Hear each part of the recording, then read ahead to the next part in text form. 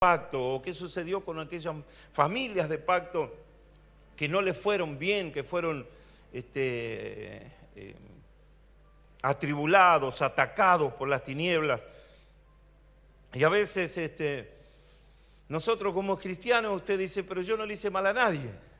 Pero sin embargo estoy pasando por pruebas, estoy pasando por tribulaciones, estoy pasando por algún valle de sombras o de muerte, algún conflicto. ¿Y por qué tengo que pasar por un conflicto si de que voy a la iglesia y no hice más que buscar a Dios y comenzaron los conflictos? ¿Cuánto le pasó eso? Empiezan los problemas que a veces no podemos nosotros solucionarlos.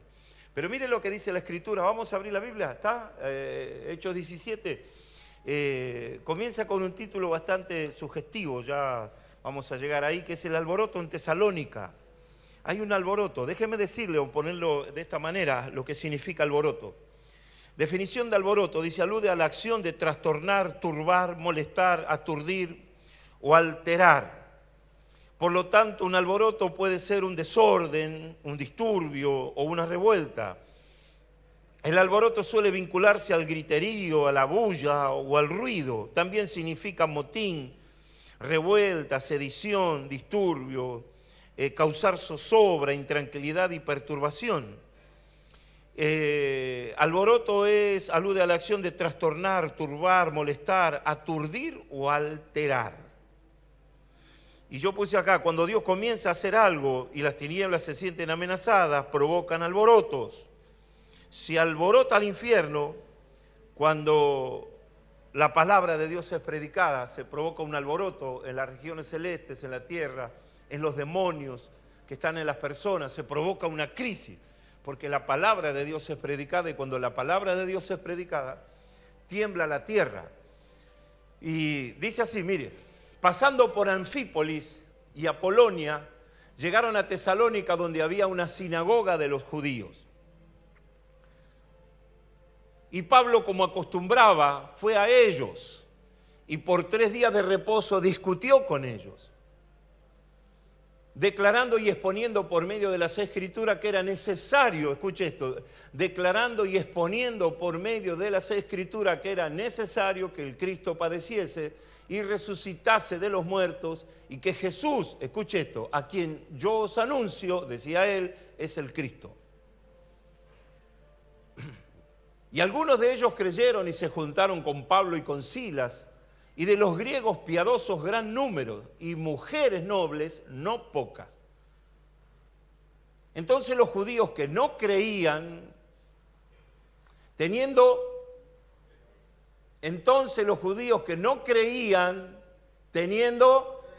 escuche, judíos que no creían, ya es algo complicado, ¿no? Que haya judíos que no crean, ya estamos complicados acá.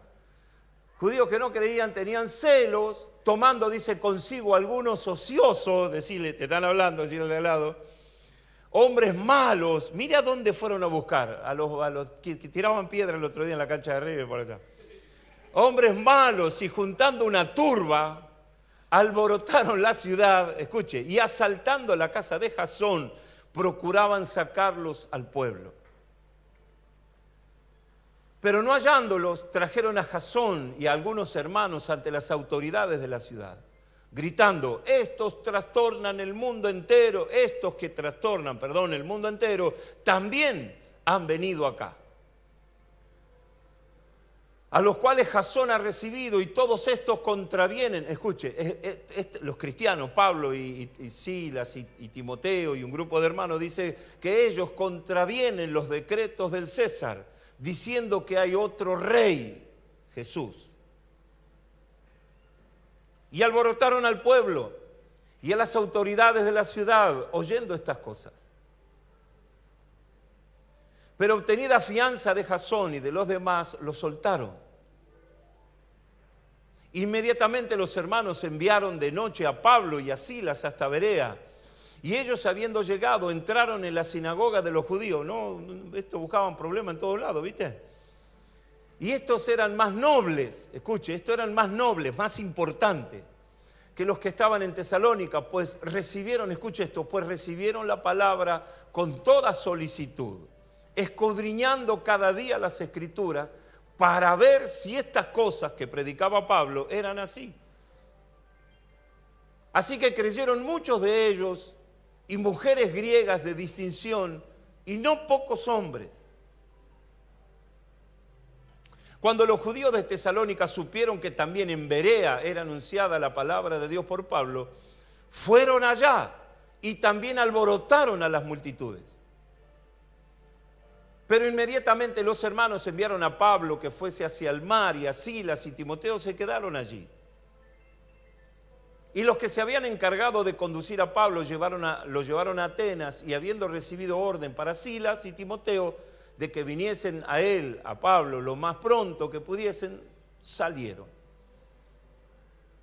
Mientras Pablo los esperaba en Atenas, su espíritu se enardecía, viendo la ciudad entregada a la idolatría. Así que discutía en las sinagogas con los judíos piadosos en la plaza cada día con los que concurrían. Y algunos filósofos de los epicúreos y de los estoicos disputaban con él. Y unos decían, ¿qué querrá decir este palabrero? Y otros, parece que es predicador de nuevos dioses, porque les predicaba el evangelio de Jesús y de la resurrección. Necesitamos un avivamiento. El cristiano nació con el fin, en el corazón de Dios está que el hombre de Dios viva continuamente en la presencia de Dios. Y a eso se le llama avivamiento, cuando una persona puede estar en la presencia de Dios. A eso se le llama avivamiento, porque no es que sabe de Dios, sino que conoce a Dios. Y porque conoce a Dios, decirle al de lado, porque conoce a Dios, se enamoró de Dios. Gracias por su entusiasmo, qué maravilloso, qué lindo, qué emoción. Queda tan lindo escucharlo decir eso. Vamos, buscarlo a Dios es enamorarse de Dios. Y avivamiento es estar enamorado de Dios. Entonces, usted fíjese que en 3 momentos el apóstol San Pablo va a distintos lugares y en los distintos lugares provocó un avivamiento. Los otros, los de la vereda de enfrente, lo acusan a Pablo de que él y su equipo habían provocado un alboroto, pero la pregunta es, ¿quiénes son los que provocaron un alboroto? ¿Pablo llevando el mensaje de salvación a distintas ciudades, o había algo armado o algo que no le molestaba o que le molestaba a las tinieblas, algo que querían hacer para frenar la predicación del evangelio? ¿Quién era el que alborotaba al pueblo? Pablo con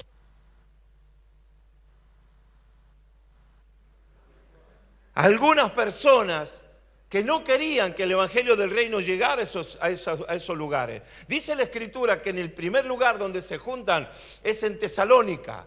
Y dice la escritura así, pasando por Anfípolis y Apolonia, llegaron a Tesalónica, donde había una sinagoga de los judíos, y Pablo, como acostumbraba, fue a ellos y por 3 días de reposo discutió con ellos. Porque la misma sensación que él ve en Atenas, ver a una ciudad entregada a la idolatría, es lo mismo que él ve en todas las ciudades, mayormente en Atenas.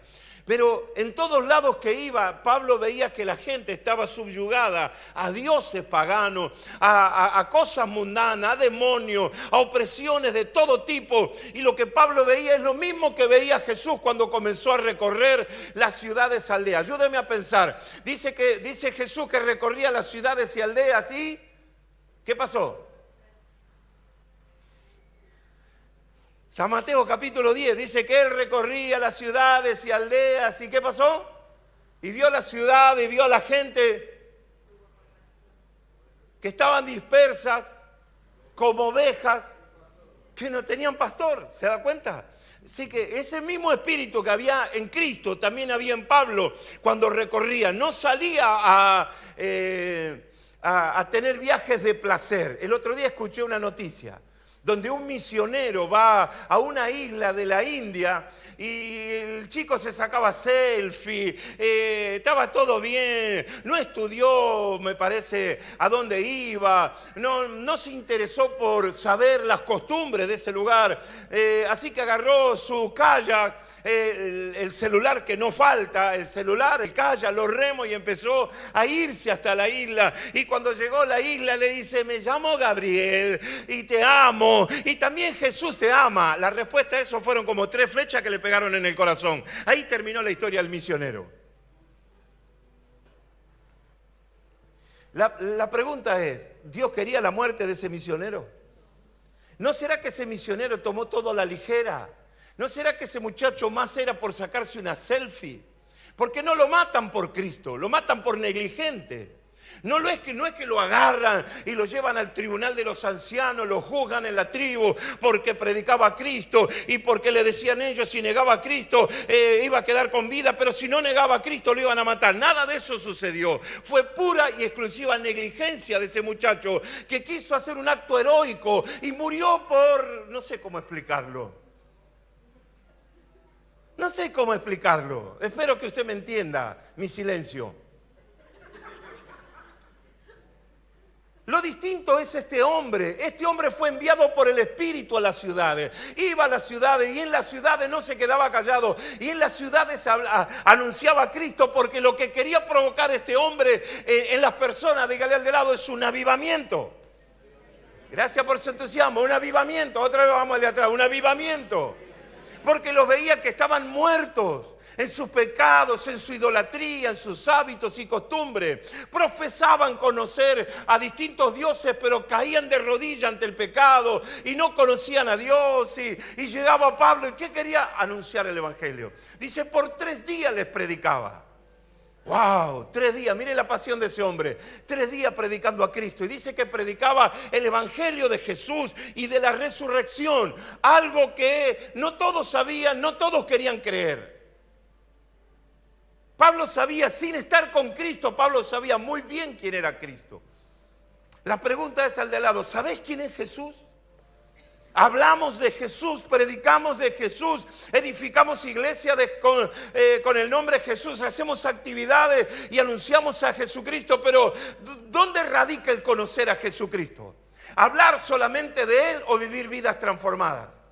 O vivir vidas cambiadas, o decirle no al pecado, ponerle un punto final a la opresión de los demonios y a Satanás y decirle ya no vivo yo, ahora Cristo vive en mí, y comenzar a hacer olor fragante para Dios y anunciar al Rey de Gloria, aunque nos tiren piedras. Diga amén a eso, por favor.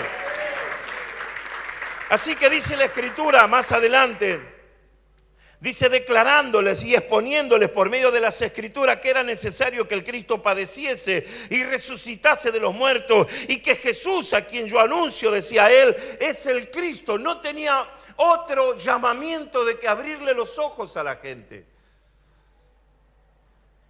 Mire, somos tan apasionados que por tantas cosas en la iglesia que dejamos de ser apasionados por Cristo. Nos gusta nuestras iglesias, las sillas, el aire acondicionado, las alabanzas, los instrumentos. Y cuanto más caro sea el instrumento, parece que tiene más unciones que los toca, ¿no? Y cuanto más caro es el micrófono, parece que más unción tiene el predicador. Y cuanto más fidelidad en el audio, pareciera que es mejor el culto. ¿Y Cristo? ¿Y Jesús? ¿Dónde ponemos a Jesús en nuestra religiosidad? ¿Dónde lo ponemos al Señor en el trono? ¿Dónde lo ponemos al Señor en la alabanza? ¿Dónde lo ponemos al Señor en la predicación? ¿Y dónde lo ponemos a Jesús en la vida cotidiana? Fue un hombre que fue transformado, fue sacado de la raíz, del tronco de la religiosidad, fue cambiado, fue transformado por Cristo, tuvo un encuentro personal con el Señor. Escuche, dígale al de lado, y Pablo nunca más volvió a ser el mismo. Nunca más Pablo fue ese hombre que fue antes, fue transformado por Cristo. Entonces, ¿qué hace Pablo? ¿Predica de quién? Del que lo transformó. ¿De quién habla Pablo? Del que lo amó. ¿De quién habla Pablo? Del que se encontró. Él hablaba de Cristo porque se encontró con Cristo. Hablaba de Jesucristo porque le tuvo misericordia. Hablaba de Jesús porque lo encontró. Amaba a Cristo porque lo cambió. Amaba a Cristo porque borró sus pecados. No estuvo con ninguno de los discípulos, con los apóstoles luego llamados. No estuvo haciendo esas campañas tremendas con Cristo, pero llegó a conocerlo a Jesús. Yo creo que uno de los problemas de la iglesia es que no conocemos a Jesús. Porque si conociéramos de Jesús, hablamos de Jesús. No nos avergonzamos de Jesús. Y Jesús mismo dice, y toda persona que se avergonzare de mí, yo me avergonzaré de él delante de mi Padre. Y toda persona que me confiese delante de los hombres, yo lo confesaré delante de sus santos ángeles. El secreto es conocerle a Jesús, no la parafernalia, no la pintura, no la pantalla, no las luces. Usted fíjese que cada día, y que cada vez se agiganta más, cada vez los cultos son en penumbras.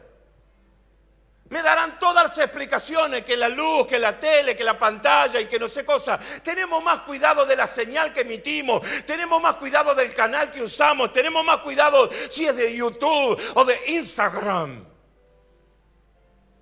que de la unción que hay en el culto. Hemos transformado eso glorioso en solamente cosas de marketing.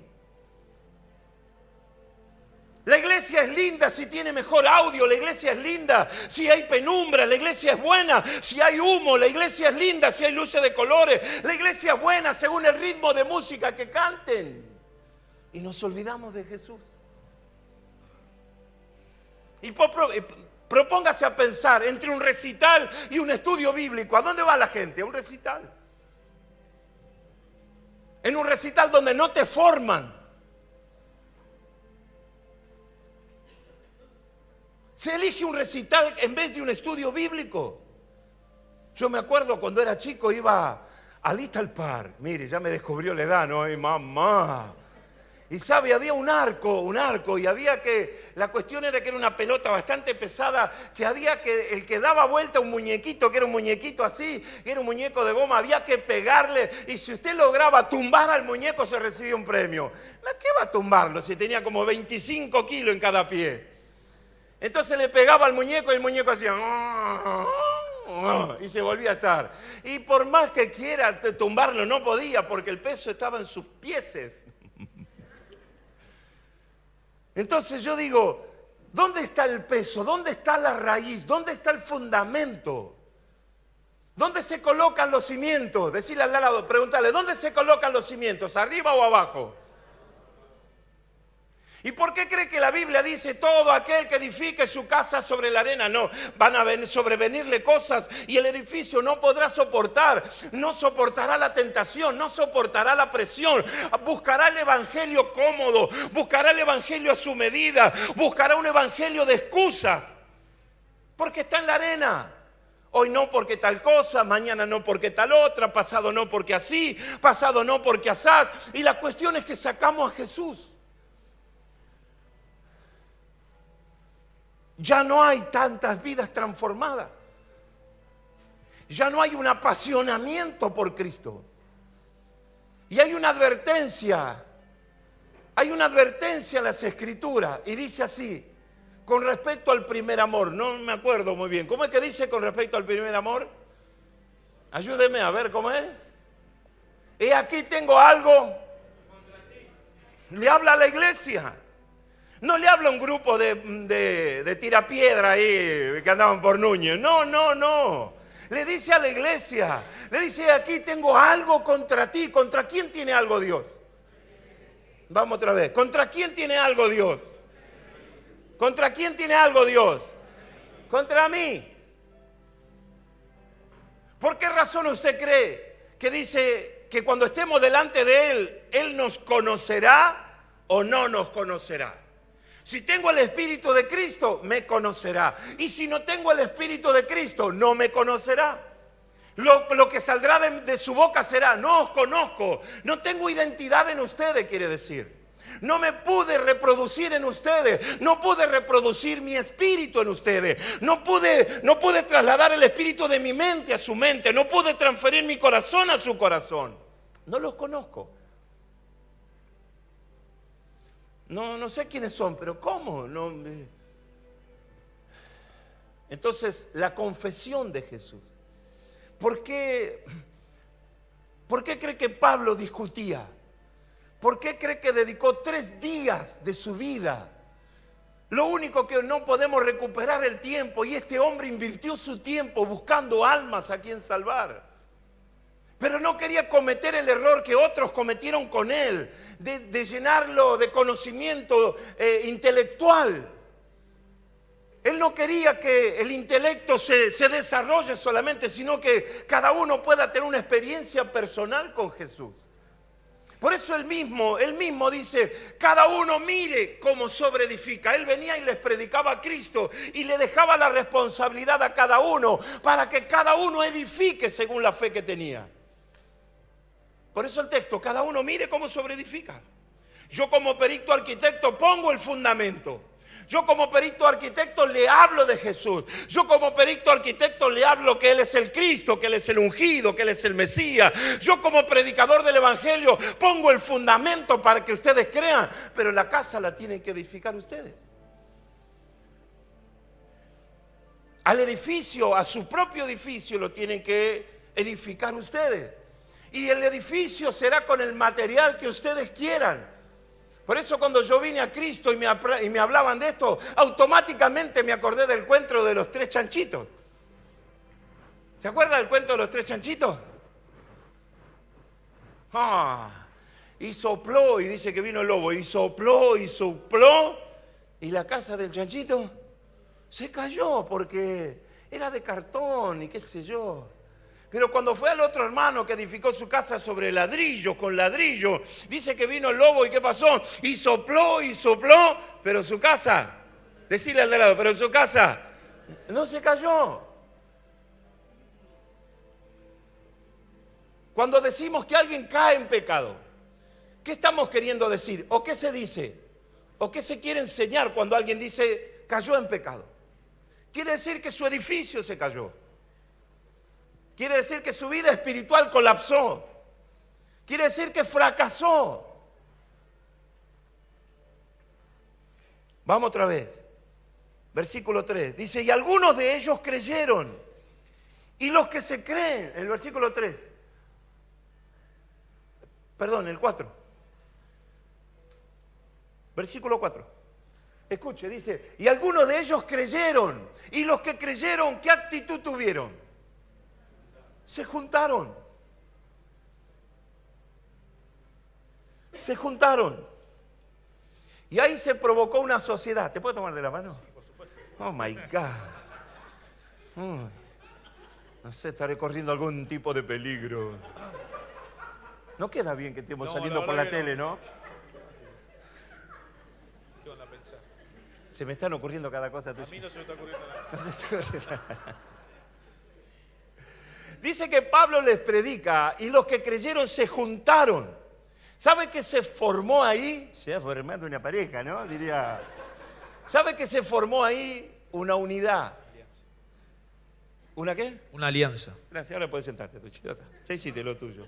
Se provocó una unidad. ¿Una unidad de qué? Una unidad de espíritu. Porque el que escuchó de la boca de alguien ese mensaje de salvación, dice, y los que escucharon, dice, y los que creyeron, se juntaron con Pablo, asumen a Pablo como su apóstol, como su pastor, como su mentor, como su padre espiritual. Ellos le dan valor al esfuerzo que pone Pablo por llegar hasta ese lugar, por enseñarle la palabra, por jugarse la vida, por dar testimonio de Jesucristo, por no avergonzarse, por no cerrar su boca, por no ignorar. Ellos dicen, gracias que viniste a esta ciudad, gracias porque nos abriste los ojos, gracias porque nosotros despertaste un avivamiento, gracias porque hoy hemos conocido que Jesús es el Señor, que Jesús es el Cristo, que Jesús es el Mesías. Gracias por decirnos que no es un hombre común, es el Hijo del Dios viviente que murió, pero que también resucitó de los muertos. Vamos, dele gloria a Dios, vamos, dele gloria al Rey. Así que no iba con el evangelio de la prosperidad o el evangelio de no sé qué cosa. Iba a decirle a la gente que él era el predicador, pero no de nuevos dioses, sino de Jesús. ¿Por qué predicaba de Jesús? Porque tuvo un encuentro personal con Jesús, pero también fue arrebatado al cielo y ahí conoció a Jesús. Y el mismo Jesús le enseñó a él lo que luego enseña. El evangelio es algo sobrenatural. Yo tengo una fe que es sobrenatural, no sé usted. Pero yo creo en alguien que expuso su vida por causa de mí, por mi pecado vino y murió por mí. Creo en ese alguien que fue enviado por el Padre a morir por mí. Creo en Él porque Él tuvo una tarea de llevar los pecados del mundo sobre sus hombros. Y creo en Él porque nada lo detuvo, ni la seducción, ni el placer, ni el pecado, ni el sexo, ni el dinero, ni nada lo detuvo. Solamente tuvo en su mente y en su corazón cumplir con la voluntad del Padre. Me apasiona la vida de Jesús, me enamoré de Jesús. Lo que hago, lo que soy o lo que tengo fue por lo que edificó Cristo en mí. Tuve un buen hogar, tuve una buena base, mis padres me enseñaron. Los que me formaron fueron mis padres, los que me dijeron tenés que ser honesto, tenés que ser sincero, tenés que trabajar, tenés que esforzarte. Los que edificaron en mí fueron mis padres. Los que me enseñaron a salir adelante fueron mis padres. Los que no me dejaron que cometa más errores fueron mis padres. Los que me turaron la oreja a tiempo fueron mis padres. Los que me pegaron un bife a tiempo fueron mis padres. Yo le estoy agradecido por el tirón de oreja y por ese bife.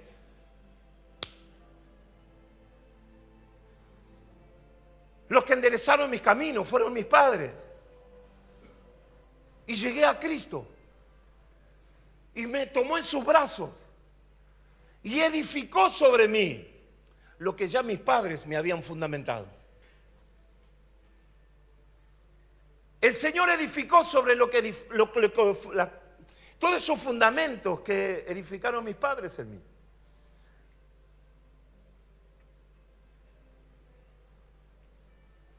Pero con todo y eso, cuando yo conocí al Señor,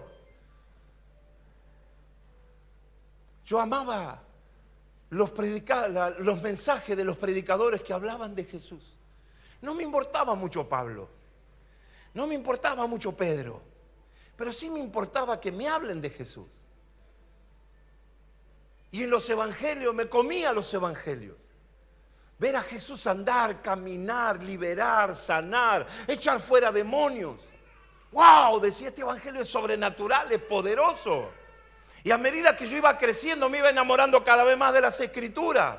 Y un día estaba leyendo, me pasó varias veces, por ejemplo, en una de ellas me pasó con Job, capítulo 28, donde él habla de la sabiduría. Y hay toda una cuestión de filosofía, donde se habla de la sabiduría y donde dice la montaña, no anduvo por acá. Las aves del cielo, y si yo la vi pasar por acá. Y tal cosa, sí, hasta que la sabiduría concluye el texto, después de varios versículos. La sabiduría es el temor a Jehová y el apartarse de ellas. Del pecado, de las cosas del mundo. Tener temor de Dios es de alguien que es sabio. Wow, yo decía, tremendo esto, y me gozaba en mi espíritu.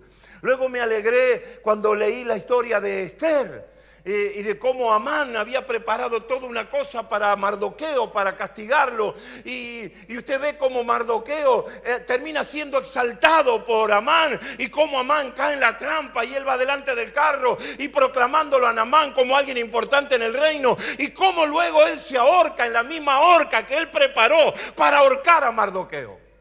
Yo dije, wow, qué tremendo. Ay, pero qué tremendo fue cuando leía las historias de Jesús, cuando iba y azotaban las olas, cuando se encontró con el gadareno, cuando paró el féretro, cuando le dijo, niño, a ti te digo levántalo, y se le dio a su madre, o a la niña, a ti te digo levántate. Wow, alimentaba mi fe, el evangelio sobrenatural. Pablo recibe el evangelio de sobrenatural porque hay un avivamiento en él, que el Espíritu lo toma. Fue un hombre que desde que llegó el evangelio a su corazón no dejó de buscar a Dios. No dejó de buscar a Dios. Y eso lo transmitía en sus mensajes, era fervoroso, por eso dice discutía. No tenía vergüenza, no tenía el temor de plantearle el discurso. Y lo rebatía, un hombre culto. No decía, che, loco, ¿sabés? Fieras. No hablaba así. Había sido enriquecido su vocabulario, su intelecto había explotado. La sabiduría de Dios llenó el corazón de ese hombre. Nadie podía hacer frente a Pablo. Y usted ve que ahí en alguna lectura él se enfrentaba no con algunos nenes o gente que no conocía la Escritura, no, con filósofos, y discutía. ¿Por qué razón? Porque el Espíritu de Cristo estaba en él. el espíritu de Jesús. Se juntaron, dice, los que creyeron se juntaron con Pablo y con Silas.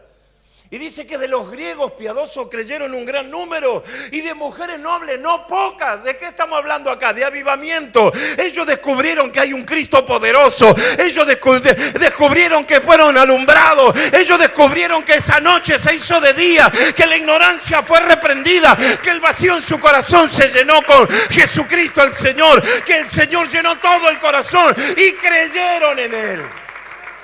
¿Cuánto dan gloria a Dios? Y a su nombre.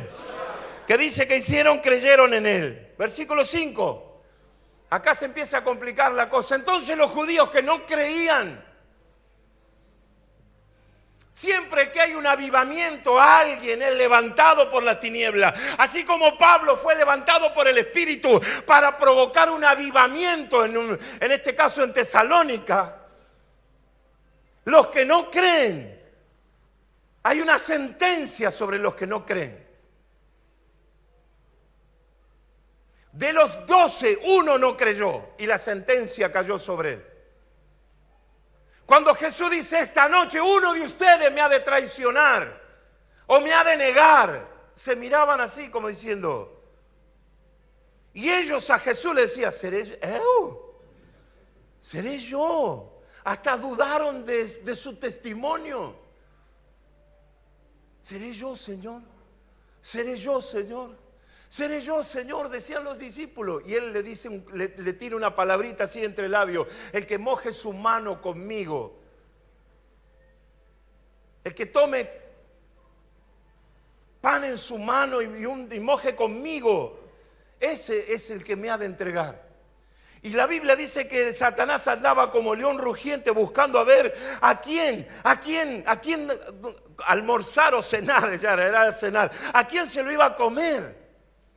A ver quién de los 12 estaba distraído. Por eso tocarle el hombro y decirle, no te distraiga, porque si te distraes, sos presa del diablo. El diablo te va a comer, te va a almorzar, te va a cenar, te va a tragar, te va a comer.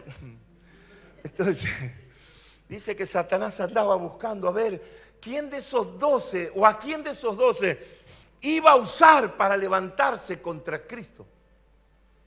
Todos estaban en el Espíritu, pero había uno que no estaba en el Espíritu. Había uno que estaba distraído. Había alguien que no tenía el Espíritu de Cristo. Había alguien que miraba, que observaba, que estaba haciendo cálculos. Alguien había salido del Espíritu de Cristo y ese fue Judas. Y dice la Escritura que Satanás vino y vino sobre la persona de Judas porque la profecía se tenía que cumplir. Ahora no decía con quién se iba a cumplir.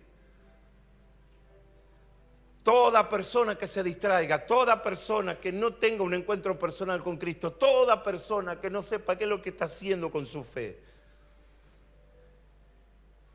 es presa de las tinieblas, es presa del pecado, es presa, cae en tentación, batalla su alma contra montones de cosas. Y ahí estaba Judas, que no era ningún inocente. El pecado es el resultado de una vida sin Dios. ¿Quiere que se lo diga así? Ahí está. El pecado es el resultado de una vida sin Dios. De no buscar a Dios. De no amar a Dios. El pecado es el resultado de una vida fría, no comprometida con el reino, sino que como un simple observador, donde leí algo el otro día que decías que, quiero ordenar la frase, decía que el pecado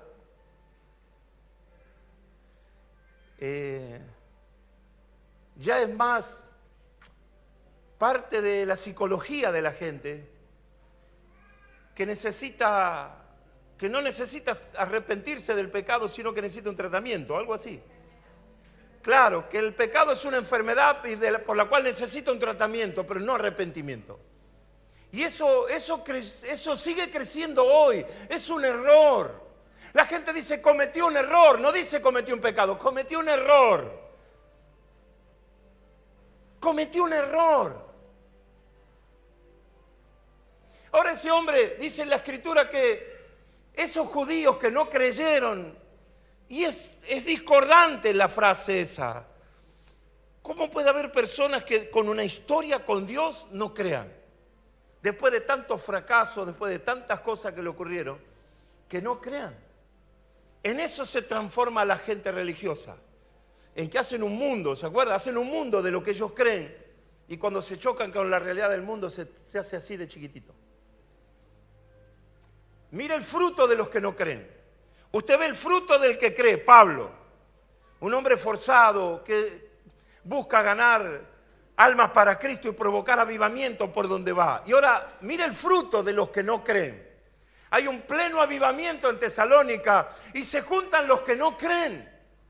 Y dice que los que no creen, el primer fruto del que no cree es tener celos. El que no cree tiene celos. Uy, quiero meterme por acá. Pero no el celo de si sale y a qué hora viene o con quién estuviste. No. Otro tipo de celo. No si le huele la camisa, a ver si tiene otro perfume o rouge. No, estoy hablando de otro tipo de celo. Tenían celo de ellos. Quiero que me entienda o que entienda el texto. Ellos tenían celo de ellos. Ahora, ¿qué provocaba celos? ¿Qué hacían ellos que provocaba celo en ellos?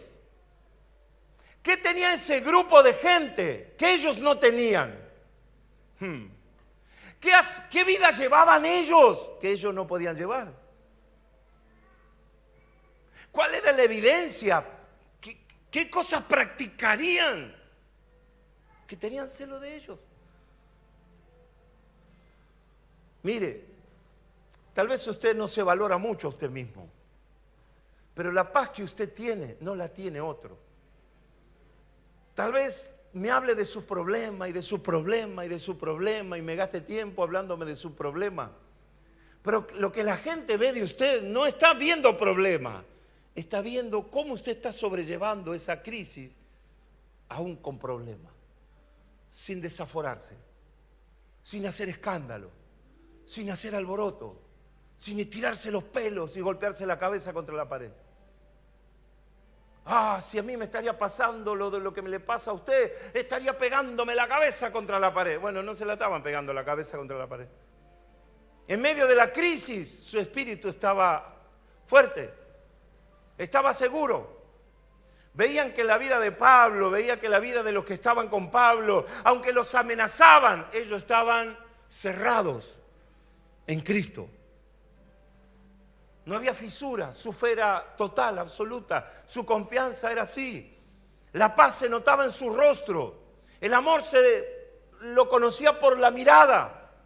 Vio que hay miradas y miradas, ¿no es cierto que sí? Hacerle una miradita que está a tu lado, a ver, ponerle cara de... Oh my God. Hay miradas y miradas. La gente... Se ríe, flaco. Estos que tenían celo decían, ¿cómo puede? ¿Qué paz? ¿A cuánto le dijeron de los que están acá? ¿Qué paz que tenés? ¿Algunos le mencionaron la paz que tenés? ¿Alguna virtud del Espíritu? ¿Alguien? ¿Qué te dijeron? A ver, no, pará, ten cuidado. Sí, yo te miro a vos, pero es como que transmitís paz. Cuando hablas, conversar con vos me tranquiliza. ¿A cuánto le dijeron eso? ¿Le dijeron eso? Desde que entraste no sé, al trabajo, es como que el ambiente como que cambió. Bueno, eso es lo que la gente notaba. Los que no creían no tenían paz. No podían dormir por la noche. Afligidos, perturbados por demonios, atribulados en todo. Los otros también estaban atribulados en todo, pero Cristo reinaba en ellos. Y Jesús le dijo, mi paz os dejo, mi paz os doy. No como el mundo, agárrala. ¿Qué me querés tocar? Tocame, vos también estás como la chimoltrufia el otro día. Mi paz os dejo, mi paz os doy. Yo no la doy como el mundo la da. Pero confiad. Dice, yo he vencido al mundo. Y ellos creyeron en eso. Creyeron que Cristo era su Salvador, el mediador, el Mesías, el ungido, que así como resucitó de los muertos y venció la muerte y toda esta cosa, también Jesús los podía ayudar a ellos en sus pequeñas tribulaciones. Así que ellos estaban confiados porque la presencia de Cristo, la vida de Cristo, el mensaje de Cristo, el Cristo y el Cristo y el Cristo estaban rodeados por Cristo, la mano de Cristo sobre ellos, abrazados por Cristo, fundamentados en Cristo, su mensaje era en Cristo. O sea, ellos estaban con los mismos problemas, pero reflejaban otra cuestión. Se llenaron de celos porque se los veía felices. Che, vos no tenés problemas, siempre veo que te sonreís. Si supiera, diré vos, ¿no? ¿Quiere que le cuente? Entonces el reflejo de la gente tenía celos. Entonces, como no podían ir directamente, cobarde además, no creían, celosos, cobardes, empezaron a buscar. ¿A quién? A los que no tienen nada que hacer. Los que no tienen nada que hacer siempre son instrumentos de la tiniebla. Los que no tienen nada que hacer siempre vieron el choque. Siempre están dispuestos a decir algo que no sabe nadie. A ellos conocen todo del barrio. ¿Entiende? Porque son ociosos, están ahí en la ventana, mirando todo. Están mirando, mirá, ay, cambió el auto el vecino, ¿en qué andará el vecino? ¿No? Y anda... Los ociosos saben de todo, conocen todo. ¿A qué hora entra? ¿A qué hora sale? ¿A dónde se irá de vacaciones Tucci este verano? Y no sé cómo hace de Tucci. Saben todo de Tucci, que va a ir a Bombiña, todas esas cosas, ¿ves? Ya te profeticé, papá. Algunos ociosos, los buenos para nada. Dígale, los ociosos son los buenos para nada. Y de esto hay muchos en la iglesia. Oh, my God. Luego dice que no alcanzaban los ociosos, ¿a quién fueron a buscar? A los malos hombres. Y entre los que no creían, celosos, ociosos y hombres malos, estaba el cóctel espectacular para ir contra el avivamiento. ¿Cuál era el problema? Que Pablo les predicaba a Cristo. ¿Cuál era el problema? Que Pablo les enseñaba a Cristo. ¿Cuál es el problema? Que 3 días estuvo enseñando acerca de Jesús. Ese era el problema. Y acá usted va a ver cómo se traslada las responsabilidades y las culpas. Entonces, ¿qué hicieron? Armaron una turba. ¿Qué pasó el sábado pasado? Una turba. Me quisiera quedar acá. Una turba. ¿Y qué hace la turba? Alborotaron la ciudad y se metieron en la casa de un cristiano llamado Jasón. Y fueron ahí porque tenían la data. No, Pablo, Silas, Timoteo y el equipo de Pablo están todos ocultos en la casa de Jasón. Y bueno, vamos para la casa de Jasón. No le digo que sabían todo. Conocían todo, rechuma eran, conocían todo. Entonces dice que procuraban a los cristianos sacarlos al pueblo porque los querían matar, apedrear. Miren lo que pasa al versículo 6. Pero no hallándolos. ¿Por qué? Porque son buenos para nada, tienen la data equivocada. Escuche, hay personas que atrasan. No sé cómo definirlo. Me voy para acá a ver si lo puedo definir. Hay personas que atrasan y contradicen la fe. No sé cómo definirlo, voy a ver si me puedo ayudar acá. Hay personas que atrasan, niegan la fe y dejan de creer. A esa gente es más propensa que las use el diablo que Dios. Siempre tienen el dato equivocado. Siempre tienen una crítica en el labio. Siempre hay un prejuicio en los labios. Se los conoce por cómo hablan. Y no hallándolo, y se trajeron a Jasón, claro, hallaron al dueño de la casa, claro, lo trajeron a Jasón y algunos hermanos ante las autoridades de la ciudad gritando, y dicen una verdad: estos que trastornan al mundo entero también han venido acá. Y la verdad que esa es una voz de las tinieblas. Es una verdad. La fe estaba alborotando la ciudad. Es una fe nueva. Es un avivamiento que está corriendo. Es algo glorioso lo que Dios está haciendo. Y es verdad lo que dicen, ¿no? Dice, también han venido acá. Querían cerrar ellos su ciudad para que no llegue el Evangelio del Reino, pero llegó el Evangelio del Reino. Versículo 7. Dice que esos trastornados que vinieron a hacer alboroto en la ciudad, Jasón los ha recibido, y todos estos, dice, contravienen los decretos del César. Claro, se hicieron legalistas. Buscaban qué acusarlo. ¿Viste cuando no tienen nada de qué acusarte? Empiezan a revisar tu vida, a ver de cómo te atacan. Cuando haya un avivamiento, el enemigo se levanta y provoca un alboroto. Yo voy cerrando. Me faltan como 800 versículos, pero mire. El avivamiento, comienza el avivamiento y los que no creen, junto con un grupo de ociosos, malas personas, violentos, tirapiedras, llegan. Es que acá la tengo, ¿eh? Bueno, escuchen. Van contra el avivamiento. Van contra Pablo. Quieren parar la obra de Dios, quieren detener el Evangelio del Reino, que no se propague más. Por eso dice, esta fe que trastorna el mundo también está llegando acá. Como diciendo, ha fallado, fallamos.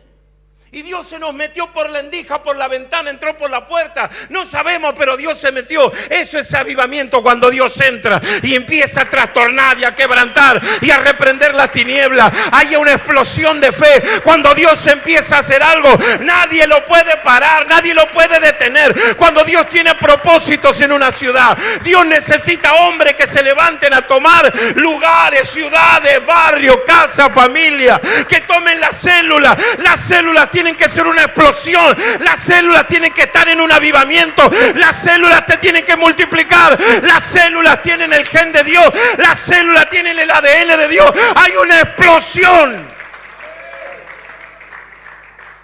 Y dice que lo acusan porque ellos publican a otro rey. Que yo diga que Jesús es rey está bien, me tiene que ver conmigo. Pero que ellos digan y crean y repitan lo que yo digo, ya es el éxito del Evangelio. Ellos dicen Jesús es rey. Sin quererlo están reconociendo que Jesús es rey. Oh my God. 8. Ya termino, 1 hora y media más, ya nos vamos. Y dice que alborotaron al pueblo y las autoridades de la ciudad. Oyendo estas cosas, dicen ellos, los alborotadores, dicen que estos son alborotadores. Vuelvo con lo de alboroto. Y voy a un texto bíblico y nos fuimos a casa. Definición de alboroto. Alude a la acción de trastornar, turbar, molestar, aturdir, alterar. Y dígame si estas no son cosas que habitualmente te pasan cuando querés buscar más de Dios. Cada vez que querés consagrarte a Dios. Cada vez que te determinaste a hacer algo para Dios, cada vez que le diste más lugar en tu vida a Dios, alguien vino y te alborotó. Alguien vino y comenzó a perturbarte. Alguien viene con mala onda, alguien viene para desenfocarte, alguien viene para decirte, ¿y qué estás haciendo con la Biblia en la mano? Ya es hora que agarré otros tipos de libros, papá. Es hora que me acompañe, que me apoye. Va a ver si todo se está viniendo abajo y vos estás con la Biblia en la mano. Cada vez que quisiste congregarte más, buscar o liderar con mayor eficacia las cosas de Dios, vino alguien y te alborotó. Cuando la iglesia se empieza a desarrollar, alguien se mete en la casa a alborotar. Lo tenés que saber ya. Lo que es de Dios, el diablo lo quiere paralizar. Cada vez que quisiste hacer algo mejor para Dios, alguien vino y te alborotó todo el rancho. Te enemistó con tu casa, en tu familia, con tu esposa, con los chicos. Alguien le dijo algo que, sí, están allá en la casa de Jasón. Mentira, tiran, por una vez la pegan. Son alborotadores profesionales, te alborotaron la casa. Ahora dígame, ¿cómo puede ser que en la casa de un cristiano ese cristiano esté alborotado? Enojado con su esposa, enojado con los chicos, enojado con el vecino, enojado con el patrón. No, escuche, espere. No. No hay avivamiento ahí, no hay avivamiento. Lo que pasó es que se paralizó la obra de Dios en esa persona. Y esa persona entró en alboroto, es decir, tiene una cara de alborotado. Cuando Cristo sale del corazón nos alborotamos. No te vayas, vení que cambie el mensaje, loco. Te predico otra cosa.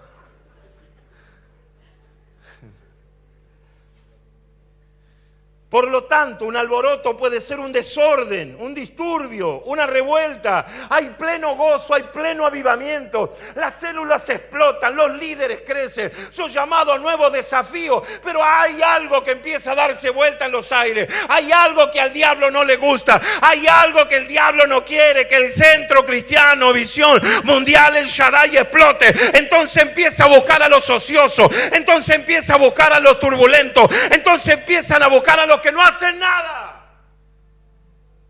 Y empiezan a ir. Ya no son usados por Dios. Es lo mismo que Judas. El diablo empieza a usar a los mismos, a los de... Dice un dicho que no hay peor astilla que la del propio palo. Los ociosos, los que no están en nada, los que son celosos, los que solamente tienen una visión crítica. Sí, es mejor que tosa, yo también voy a toser.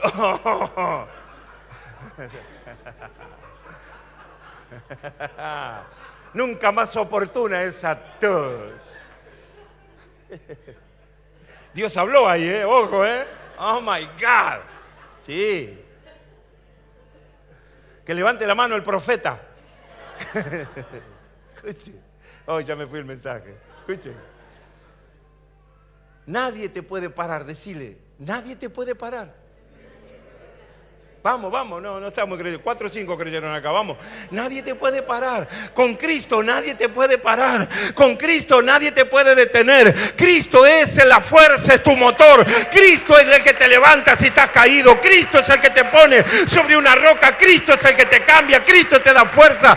Nadie pudo detener a Cristo, nadie. Él cayó y se levantó. Tomó la cruz, se cayó, se levantó. Tomó la cruz, se cayó y se levantó. Tomó la cruz y fue hasta el monte Calvario. En el monte Calvario nadie lo pudo detener. Triunfó sobre la cruz, lo levantaron. Soportó el castigo, soportó lo oprobio, soportó la escupida, soportó los golpes. Nadie lo pudo detener a Cristo. Ese espíritu habitaba en Pablo. Nadie pudo detenerlo a Pablo. Lo apedrearon, lo señalaron, lo amenazaron. Nadie lo pudo detener a Pablo. Ese espíritu está en la iglesia. Cuando una iglesia está atacada, es porque esa iglesia está en avivamiento. Cuando un líder es atacado, es porque ese líder está haciendo algo que está alborotando al infierno. Cuando una iglesia se dedica a ganar almas para el reino de los cielos, es porque está provocando un avivamiento. Ahora, ¿quién nos podrá separar del amor del Padre? Pestilencia, desnudez, hambre. Los que están detenidos hace tiempo no están entendiendo nada de lo que yo estoy hablando ahora. Escuche, y nos fuimos. Pasa toda esta historia. Versículo 11. Versículo 10, poneme por favor, hijo. Una vez que sucede todo este alboroto, lo sacan a Pablo de ahí, de Tesalónica, y a Sila, y lo llevan hasta Berea, lo sacan del conflicto. Oiga, siempre hay alguien que te va a sacar del conflicto. Así como están los que no creen, así están hermanos que son una bendición para tu vida. Así como hay gente que te tira en el horno, hay gente como te tira en un pozo, así como hay gente que te vende para que te lleven como mercancía, como a José. Así como hay quien te lleva a una cárcel, así hay gente que te saca. Porque Dios le dio la orden a ellos para que te saquen. Así que ellos mismos lo sacan a Pablo de esa tribulación y lo llevan a Berea junto con Silas. Dice, y ellos llegados, entraron... Dame descanso, le dijeron los hermanos. te saco de un lío de allá y me veré alborotar Berea. Es que el que tiene a Cristo en su corazón es re alborotador, pero santo. Escuche, llegan a la ciudad, ya dejan Tesalónica con el lío que se arma, van a Berea. ¿Qué hace Pablo en Berea? Entran en la sinagoga de los judíos. ¡Ay, qué lindo! Bueno, vamos a tomar un cafecito, vamos a ver Netflix. Versículo 11. Dice que los que estaban en Berea eran más nobles, eran más importantes, tenían un título de honor más alto que los otros. Que los que estaban en Tesalónica, pues recibieron la palabra, oh my God, qué lindo, con solicitud. Le prestaron atención. No te detengan los que no te escuchan. Seguí predicando porque hay gente que está con hambre y que quiere que les prediques a Cristo. Los ociosos no te van a escuchar. Los que no quieren tener fruto en Cristo no te van a escuchar. Te van a prejuzgar o te van a señalar o te van a maltratar. Van a dejar de ser tus amigos. El evangelio del reino es un evangelio de esfuerzo. Puede ser que hasta se enoje un amigo y te deje. Pues recibieron la palabra con toda solicitud. Pablo, es como que el espíritu de Pablo se aquietó.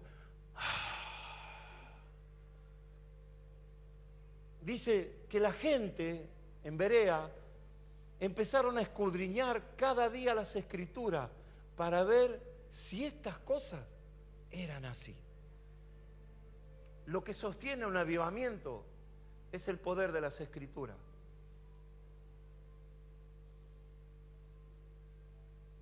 Una iglesia que no lee es una iglesia raquítica. Líder que no se instruye en la palabra es un líder raquítico. Cristiano que no tiene su relación con las escrituras, que no la raya, no la colorea, no le hace una ceñita, no la tacha por acá para que acordarse de... Es un líder, es un cristiano, es una persona sin fundamento. Por esa razón Dios no puede edificar ministerio en alguien que no tiene fundamento. Es su responsabilidad, así como fue la mía, escudriñar las escrituras. Rayé más de una Biblia, gasté más de una Biblia y me alimenté, y me alimenté, y me alimenté. Ese alimento provocó en mí un antídoto contra el pecado. Esto es una ley. Persona que no lee las escrituras, que no tiene el Espíritu de Cristo, está en pecado. Es fácilmente seducida. ¿Y luego qué hace esa persona? Se excusa. Fue un error. No, no fue un error. Hay un hábito que ese hábito, si no lo cambias, vas a recibir o repetir siempre lo mismo. Vas a caer, te vas a levantar. Vas a caer. Hablaba con alguien y le decía, nunca va a subir de nivel. Siempre va a quedarse ahí. Entonces, escudriñaba las escrituras para ver si lo que decía Pablo estaba bien. El que viene y nos fuimos ya. Entonces dice que en Berea creyeron muchos de ellos. Y mujeres griegas de distinción de la alta sociedad. Y muchos hombres, acá lo dice al revés, y no pocos hombres. Versículo 13.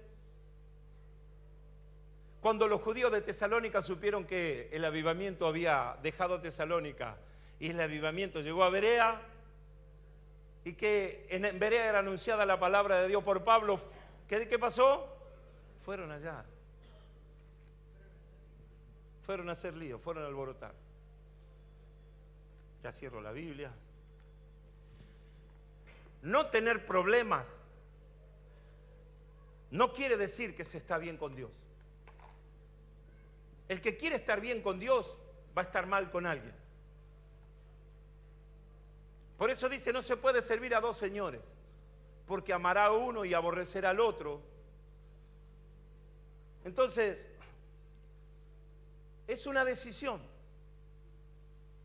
Entronar a Cristo es una decisión. El secreto de todo lo enseñó Jesús. Antes de ir a buscar a las multitudes, primero provocó discípulos. Antes de ganar a miles, ganó a 10, 12. Trabajó con esos 10 o con esos 12 casi 3 años. No podemos ir a buscar unas multitudes si el líder no está preparado. si no hay espiritualidad en el liderazgo? Antes de ganar a 5.000, ganó a 12. Trabajó con esos 12. A esos 12 le dio su espíritu. Esos 12 se transformaron luego en 500. Esos 500 se transformaron luego en 3.000, luego en 5.000. Y se fueron reproduciendo por el Espíritu de Cristo. No tener problemas no significa estar bien con Dios. Ay, yo tengo una paz. Tener paz no quiere decir que se está bien con Dios. La gente confunde. Ay, yo tengo paz. Si es paz, es de Dios.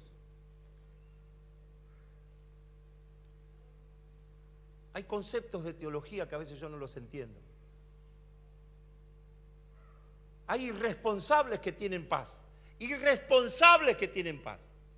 No quiere decir que ese está bien con Dios. Es un irresponsable. ¿La crisis lo siguió a quién?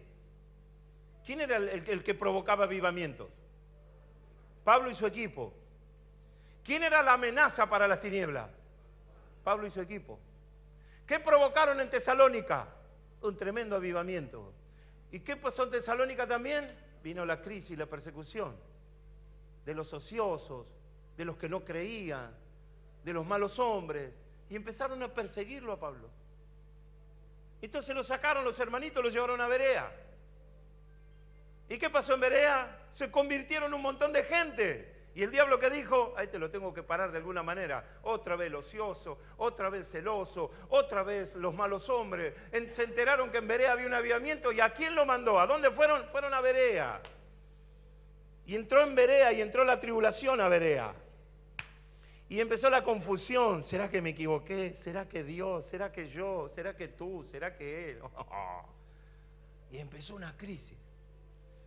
Bueno, escuche, termina el alboroto en Bereas, bueno, y se va a Atenas, diciendo, bueno, en Atenas este se va a calmar, le tiraron piedra allá, le tiraron piedra acá, lo vamos a llevar a Atenas para que pase unas vacaciones ahí, en las playas de arena blanca de Grecia, lo vamos a llevar para que tome sol este hombre.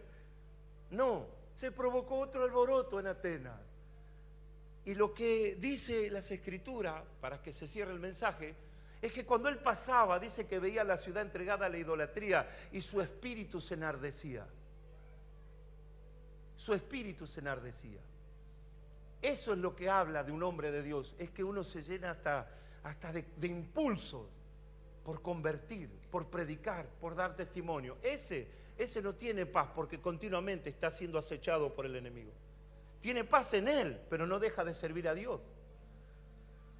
Está afligido, pero no deja de servir a Dios. Tal vez tenga cierta tranquilidad en Dios, paz, no sé cómo llamarlo, pero no deja de servir a Dios. Le tiran piedras, pero él sabe que está parado sobre una roca. ¿Por qué una persona puede llegar a ser así? Porque hizo su casa sobre Jesucristo. Nunca dejó de amar a Cristo y nunca dejó de predicar a Jesús. La iglesia moderna necesita del humo, del canal de Facebook, de las cuentas Twitter, Instagram y ¿qué más? YouTube, ya lo dije, YouTube. Snapchat, parece papa frita la Snapchat. Escuche, se transformó todo. Se transformó todo.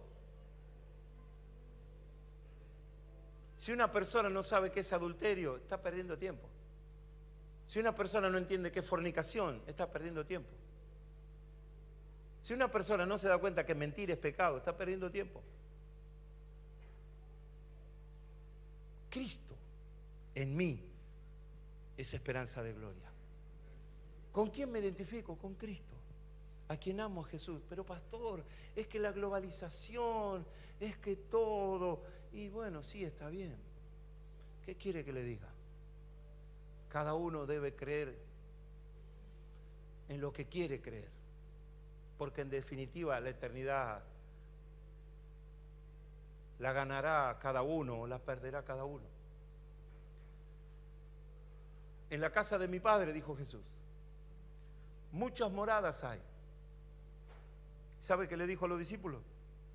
Voy pues a preparar moradas para vosotros. Con eso me alcanza, me sobra y con eso me alcanza para amar a Jesús. Porque dice, donde yo esté, dijo Jesús, donde yo esté, allí también estará mi servidor. No sé lo que usted lee por Facebook. No sé, mire, no sé. Yo a veces escucho cada comentario y escucho a cada hombre y digo, no puede ser, no puede ser. Hay uno que baila, un gordito, y predica, el otro que lo llevaba en un alambre por ahí.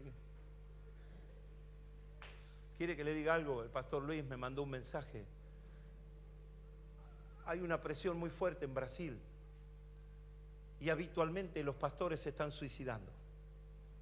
Antes de ayer, un pastor joven fue a un puente y del puente se tiró por la presión, por las presiones. Es que el diablo viene a alborotar. El diablo te viene a alborotar. Te viene a confundir. Porque él sabe que tus pies están sobre la roca y te quiere sacar de la roca. Te viene a hacer lío en la cabeza, te viene a alborotar. Usted sabrá si deja que el diablo lo alborote o no. A estos hombres los amenazaron, pero no dejaron que lo alboroten espiritualmente. El que sabe quién es y qué está haciendo está tranquilo. Yo sé quién soy, sé a dónde voy, sé que soy un hombre de Dios, sé que soy un líder.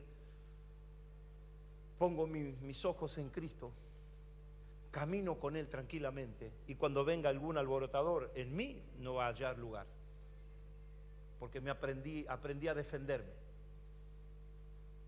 No siga a los que alborotan. Sigan a esos que andan despacito, despacito, despacito y que van logrando sus objetivos. Es muy fácil hablar de Dios. Pero no todos los que hablan de Dios le conocen a Dios. Y a medida que el Señor se acerque, se van a levantar más los alborotadores, que van a venir a perturbar tu fe, tu paz y tu comunión con Dios, que te van a venir a sacar del propósito, que te van a confundir otra vez. Y cuando entres en avivamiento, cuando entres a buscarle, cuando Dios ya tenga preparado algo y esté a punto de soltarse, siempre va a venir alguien a alborotarte, a que tus ojos miren, aquí no tenés que mirar, que tus oídos escuchen, aquí no tenés que escuchar. Y el diablo se saldrá con la suya una vez más.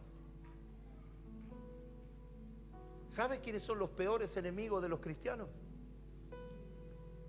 ¿Quiénes son los peores enemigos de los cristianos? Los cristianos. ¿Sabe quiénes son los que hacen propagandas en contra de Cristo? Los cristianos.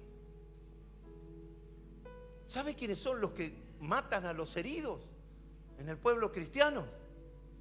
Los cristianos. ¿Sabe quiénes son los que se levantan contra otros cristianos? Los cristianos. ¿Sabe quiénes son aquellos que son infieles dentro del pueblo cristiano? Los cristianos.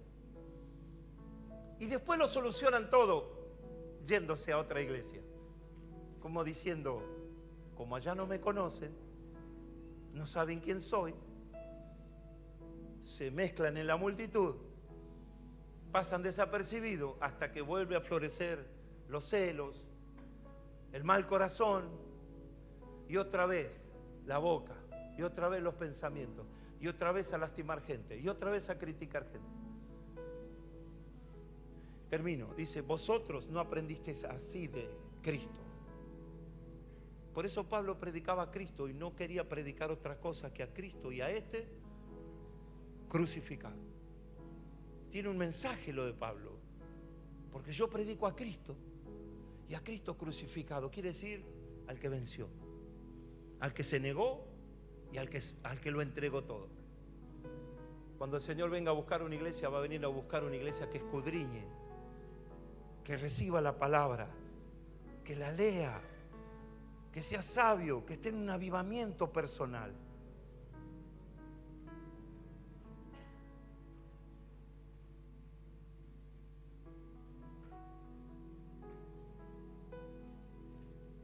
Vaya a su casa, tome su Biblia, repase este mensaje, lea el libro de Hechos de los Apóstoles por lo menos, y cuando llegue este pasaje vuélvalo a leer y que el Espíritu de Dios siga hablándole. Escuche, porque hay una generación, y esa generación está acá, que va a provocar un avivamiento. Yo sé que hay mucha gente acá que ya conoce de estas cosas, que Dios las va a volver a usar para provocar un avivamiento. Decirle, Dios va a volver a levantarte, Dios te va a volver a visitar, Dios va a encender el fuego otra vez apasionado por Jesús. Nos ponemos de pie, apasionados por Jesús, apasionados por Jesús, apasionados por Jesús.